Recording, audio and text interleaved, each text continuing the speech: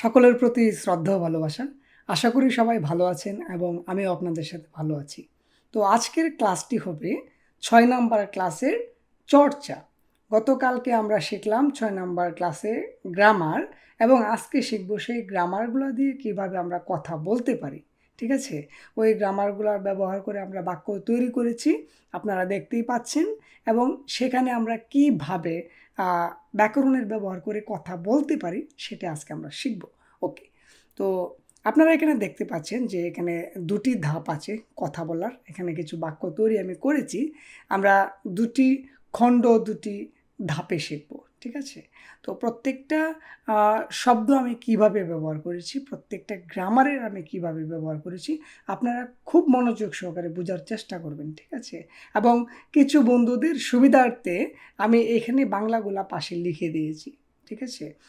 আমি সবসময় বলবো যে আপনারা বাংলার সাথে কোরিয়ান এইভাবে মিক্স করে শিখবেন না, তাহলে শেখাটা কার্যকর হবে না। ঠিক আছে?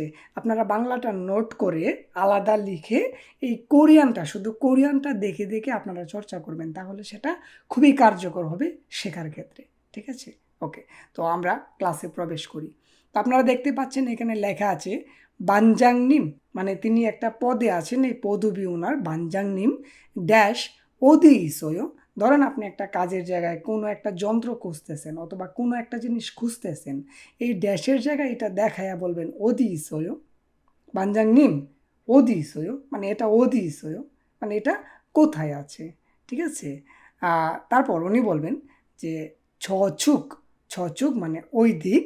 ঠিক আছে? এই যে উরু আমরা ব্যাকরণটি ব্যবহার করেছি বাচ্চিমের জন্য, উরু মানে দিকে, ছচুগুরু মানে ওই দিকে। ঠিক আছে? যচগুরু জ মানে ওই আর কি, বেশি দূরে না। যচগুরু ওই দিকে গা বা, এখানে একটু বোঝার বিষয় আছে। আপনাকে যখন গা বা বলবে সেটা হলো বানমাল, আর যদি এই ইয়োটা যুক্ত করে তাহলে সেটা হবে নুফিমাল। ঠিক আছে? তুমি তুমি। আর শুধু যদি বলে বা মানে দেখ, সেটা হলো তুই তুই। ঠিক আছে? তো আপনারা দুইভাবেই চেষ্টা করবেন যেন কোরিয়ানদের কথাটা আপনারা সহজে বুঝতে পারেন। ঠিক আছে? আর অবশ্যই আপনি কথা বলার ক্ষেত্রে বয়ও বলবেন। ঠিক আছে? নুপ্পি মাল ব্যবহার করবেন। আচ্ছা, ছচুগুরু গাবা মানে ওই দিকে গিয়া দেখ। প্রথমে বলছে এটা কোথায় আছে, উনি বলছে যে যচুগুরু গাবা মানে ওই দিকে গিয়া দেখ। ঠিক আছে? তারপর কি আছে, যোগিয়ে মানে ওখানে, মুচ ছাজাসয় ছাত্তা মানে খোঁজা, ছাজাসয় মানে খুঁজে পেয়েছি, মুচ ছাজাসয় খুঁজে পাইনি। কেন? অবশ্যই কোনো কারণ আছে, সেই অর্থে মোচ্চা এখানে ব্যবহার হয়েছে। ঠিক আছে? ওকে, চগিয়ে মুচ্ছা যাচ্ছে ওখানে খুঁজে পাইনি, কোথায় আছে জানি না তুমি, এই কারণেই তুমি পাই নাই। ঠিক আছে? ওকে, তারপর কি আছে না, উনি বলতেছে ইয়প বাং আনে। ইয়প মানে পাশে, বাং মানে রুম, আনে মানে ভিতরে, মানে পাশের রুমের ভিতরে খা ভাষ্য গিয়ে দেখেছিস। যদি বলতো খা ভাষ্যও গিয়ে দেখেছো। ঠিক আছে? তো আপনি কি বলবেন? আপনি বলবেন আনিও না আনগা বাস্যয়। এখানে দেখেন বোদা মানে দেখা, বাস্যয় দেখেছি, গাদা মানে যাওয়া, গা বাস্যয় গিয়ে দেখেছি, আনগা বাস্যয় গিয়ে দেখি নাই। কেন? আমার নিজ ইচ্ছায় আমি যাই নাই, এই যে গতকালকে শিখাইলাম। আমার পক্ষ থেকে আমি না করতেছি, আমি যাই নাই, সেটা আমার ইচ্ছা। আনগা বাসিও গিয়ে দেখিনি। বুঝতে পারলাম তো? ওকে, তো আমরা প্রথম স্টেপটা বুঝলাম। এখন আমরা চলে যাব পরের স্টেপটাতে। দেখি এখানে কি আছে। এখানে কি আছে আমি বলে দিই প্রথমে। এখানে শুধু আমি লিখে দিছি, আপনারা শুধু চর্চা করবেন। এই লেখাগুলা দিয়ে আপনারা চর্চা করবেন এবং কোথায় কিভাবে চর্চা করবেন সেটা আমি বুঝিয়ে দিব। এটা কিন্তু খুবই কার্যকরী একটা টেকনিক ভাষাটা শেখার জন্য দ্রুত। ঠিক আছে? ওকে, তো লেখা আছে শিকদাং এসো আনমগস্যয়ু, তারপর কি আছে মুমমগস্যয়ু। আমি প্রত্যেকটা কালার করে দিয়েছি, নীল কালার, লাল কালার, সবুজ কালার। ঠিক আছে? তো এইভাবে আপনি চর্চা করবেন। শিকদাং এসো আনমগস্যয়ু রেস্টুরেন্টে খাইনি, শিকদাং এসো মুমমগস্যয়ু রেস্টুরেন্টে খেতে পারিনি। এইভাবে আপনি চর্চা করবেন। আরও সাথে লাগাইতে পারেন ওয়াজে শিকদাং এসো আনমগস্যয়ু রেস্টুরেন্টে, মানে গতকালকে রেস্টুরেন্টে খাইনি। অজে শিকদাং এসো মুম্মগস্যয়ু গতকালকে রেস্টুরেন্টে খাইতে পারিনি। এইভাবে আপনি চর্চা করবেন, খুব বেশি বেশি চর্চা করবেন, ঠিক আছে? তো এই স্টাইলেই কিন্তু চর্চাটা হবে।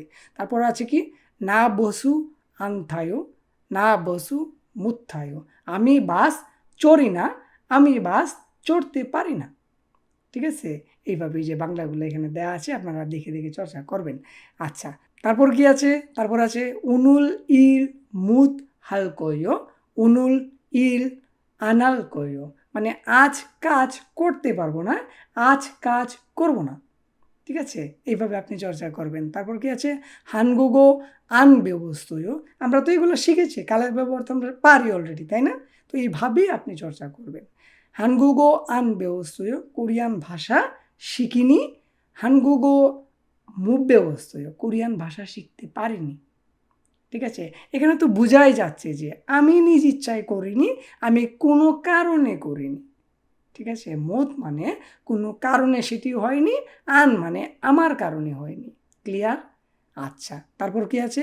নেল সিজাঙুরু মুখ গায়ো, নেল সিজাঙুরু আন গায়ো, এর মানে কি?